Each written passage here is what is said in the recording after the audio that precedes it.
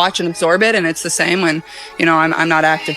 This type of injury, like, you don't know when I wake up, I'll feel, different than the day before. We were told that Clark was not seen in the open portion of practice by reporters who were on the ground there. This is the first time we heard from Caitlin since the team announced on Memorial Day she was dealing with a left quad strain. She would be out for at least 2 weeks. Caitlin Clark's injury news, surprising everyone and not what the league hoped for, has sent shockwaves through the WNBA. We'll see. It could be a possibility, but I could also not be available for that game. I think just having good perspective is the best way to approach it. Like, yeah, you can be frustrated and whatnot, but I think the medical team has done a really good job of... This entire organization relies heavily on a single woman, and they've pushed her to the point where she's no longer able to perform or support their empty stadiums. The fear and pressure are all too clear. Yeah, I'll be reevaluated this weekend, so I'll miss this weekend's game, but after that, it's, day by day and see how I feel and just kind of turn to the medical staff. Caitlin Clark finally broke her silence, and surprisingly, she's not rushing back just yet.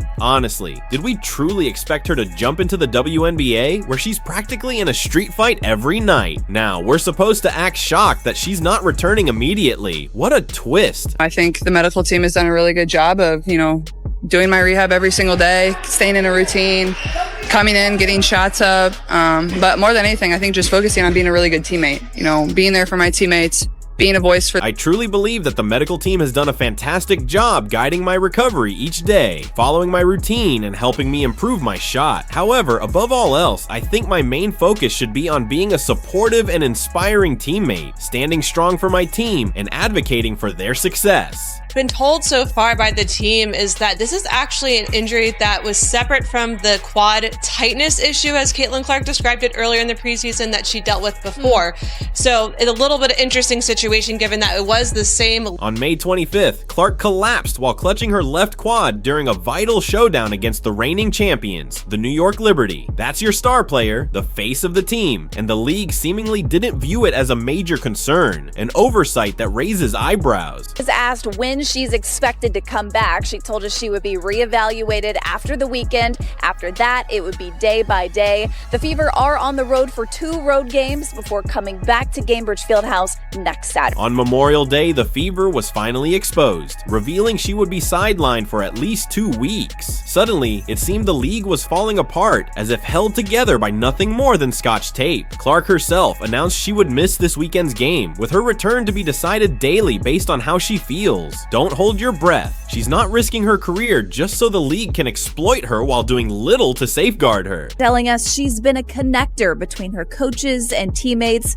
They've gone 1-2 without her, and they'll be without her again this week. The reevaluation date is set for June 9th, and let's be honest, nobody expects her to make an epic Marvel-style comeback. She's human, not a marketing robot, and this injury has clearly tested her patience to the limit. So what is Caitlin up to during her time out? It seems the league is pinning the blame on gravity, while fans are furious. The June 7th showdown against the Chicago Sky was supposed to be a blockbuster, yet ticket prices plummeted, dropping from over $80 to just $14. That's not a simple dip, it's a full-blown fire sale. Many fans canceled trips, got refunds, and even hotels said it wasn't worth the gas money. Honestly, I don't blame them for paying top dollar to watch Angel Reese strut around like she's in a Gatorade commercial, while the league's real stars are sitting out with broken quads. So I think that's just kind of been the time for me to really find some patience, and I've never been a patient person my entire life, so this is definitely testing me a little bit, but I think it's going to be really good for me. And like I said, I've just tried to approach it in the best way I possibly can. I can't change. With hashtags like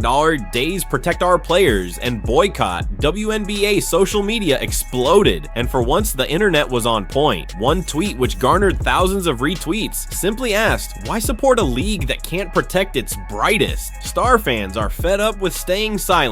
They're furious, and they've got the receipts to prove it. The girl is spectacular. It's not like she's not a scrub. She's not only can play, she's a star caliber player who draws this attention. Fever ticket prices typically dropped, decreasing from an average of $137 to just $80. This isn't merely a marketing issue, it's a league-wide meltdown when the player representing your entire brand falls apart and everyone finally realizes there's no backup plan in sight. When a player is injured, if the other team knows that a player is injured, they will go. The league basically gave her a pat on the back instead of holding her accountable for some of her blatant transgressions, offering comments like, "Nice job nearly beheading someone," with a sticker. The WNBA's review system is so broken, it might as well be run by a Magic 8 ball. Meanwhile, we're left wondering, what's really happening with Reese's staged drama and Carrington's reckless attacks? The league's reputation is slipping, and honestly, it's embarrassing. The WNBA is a mess, and let's not even get started on the WWE-style antics during these games. It more resembles a staged SmackDown than professional basketball, with players toppling like dominoes while the league simply watches. I'm being a really good teammate, being there for my teammates, being a voice for them, because that's what I am when I'm playing. So you got to still be that consistent voice when I'm sitting on the bench. So I try to do that as much as I can for them, and just try to be there for them, I think, has been my. Let's be real, Caitlin Clark is no longer in the game. The WNBA has been exposed for what it truly is. The hype has disappeared, the stands sit half empty, and tickets now cost less than a Happy Meal. Angel Reese continues to play her celebrity rivalry role, but without Caitlin, she's just shouting into the void. And Carrington, she's out there thinking people's heads are basketballs, missing the bigger picture entirely. Everything that you guys told us during the offseason about playing quick, playing with pace, pushing the ball up the court, everyone run, they weren't doing that, especially in the last act. This is negligence. It's not the players or the competition that's at fault. The league itself bears responsibility for fixing the mess. But given how things stand now, all the WNBA is doing is clinging to its own denial. Let's be frank, the fans lost their passion the moment Caitlin Clark left the court. It seemed like the entire revenue model collapsed overnight. Arenas started echoing like abandoned warehouses, and even the popcorn vendors looked bored and disinterested. The Fever, one thing is that